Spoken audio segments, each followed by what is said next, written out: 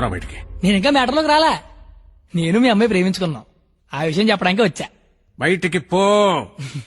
నీకు మ్యాటర్ సరి కన్వే కాలేదనుకుంటా. నేను మళ్ళీ చెప్తా. నేను మీ అమ్మాయి ప్రేమించుకున్నాం. ఆ విషయం మాట్లాడడానికి వచ్చా. నేను నా కూతురుతో మాట్లాడాల్సి ఉంది. నువ్వు 20 ఏళ్ల నుంచి నీ కూతురుతో మాట్లాడి ఉంటే ఇప్పుడు నాలంటే నీ ఇంటికి వచ్చి మాట్లాడాల్సిన అవసరం ఉండేది కాదు. కానీ ముందు మ్యాటర్లోకి రా.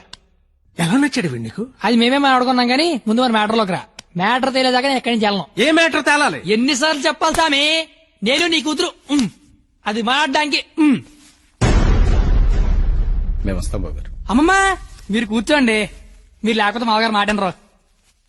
ఏరా క్వాలిటీ దాన్ని పెళ్లి చేసుకోవడానికి వచ్చావా? ఏ అతనికే ఇంజనీరింగ్ చదువుకున్నాడు, అమెరికాలో జాబు, ₹1,00,000 జీతం, క్వాలిటీ జీవితం. ఇది ఆడపిల్ల తండ్రి కోరుకునేది.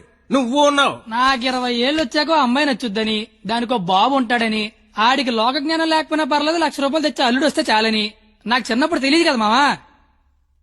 తెలుసుంటే చిన్నప్పుడు చదువుకునేవాడినేమో, మంచి ఉద్యోగం తెచ్చుకునేవాడినేమో. నాకు అప్పుడు తెలియదు కదా. ఇప్పుడేంటి అది మాట్లాడుకుందాం. అదిగో మాట్లాడలేదు మీరు. ఇంట్లో శుభకార్యం జరుగుతుంది, నిండా బంధువులు ఉన్నారు. ఆ ఇంటి యజమానికి ఒక గౌరవం ఉంటుంది. వాళ్ళ ముందు ఏం మాట్లాడాలి ఏం మాట్లాడకూడదో తెలియనోడితో మాట్లాడాల్సి వస్తుంది చూడు. అందుకే మాట్లాడలేకపోతున్నా. పాయింట్ నెంబర్ 1 ఇంట్లో జరిగే శుభకార్యం కాదు. పాయింట్ నెంబర్ 2 ఇంట్లో ఎవడుండే నాకేంటి. పాయింట్ నెంబర్ 3 ఇప్పుడు నీకు నీ గౌరవం ఉంది, కానీ తెల్లారితే నీకు నీ కూతురు ఉండదు. ఇష్టం లేని పెళ్లి చేస్తున్నావు చచ్చిపోద్ది. నీకు నీ గౌరవం ఇంపార్టెంటా కూతురు ఇంపార్టెంటా?